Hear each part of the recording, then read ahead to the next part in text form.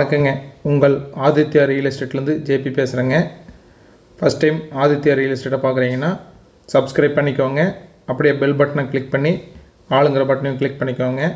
அப்போ தான் நான் போடுற வீடியோ உடனுக்குடனே உங்களுக்கு வந்து சேரும். உங்களுக்கு இந்த சேனல் மூலியமாக இடம், சைட்டுங்க, காடு, தோட்டம், வாடகை வரக்கூடிய கட்டிடங்களை வாங்கணும் அல்லது விற்கணுன்னா சேனல் நம்பருக்கு கால் பண்ணுங்கள். இந்த இடத்தோட ஏடு நம்பருக்கு 1062ங்க.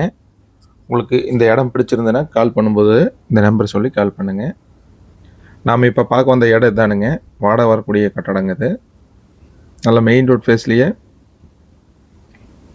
தெற்கு பார்த்த மாதிரி அமைஞ்சிருக்குதுங்க. மொத்தம் வந்துங்க 40க்கு 60 நல்லா ஸ்கொயராக பொட்டியாட்டு இருக்குதுங்க. சுற்றியுமே பார்த்தீங்கன்னா வீடுங்க அப்படின்னு நல்ல டெவலப்பான ஏரியாவாக இருக்குது.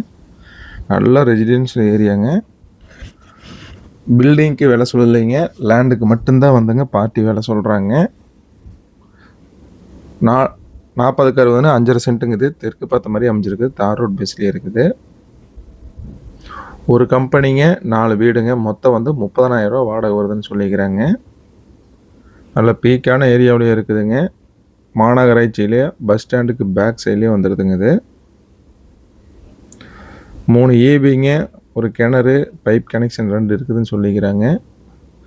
எம்டி லேண்டுக்கு மட்டும்தான் வேலை சொல்லிக்கிறாங்க. பில்டிங்க்கு வேலையாக அவங்க சொல்லிங்க. மொத்தம் வந்து 30,000 ரூபா வாடகை வருதுங்க.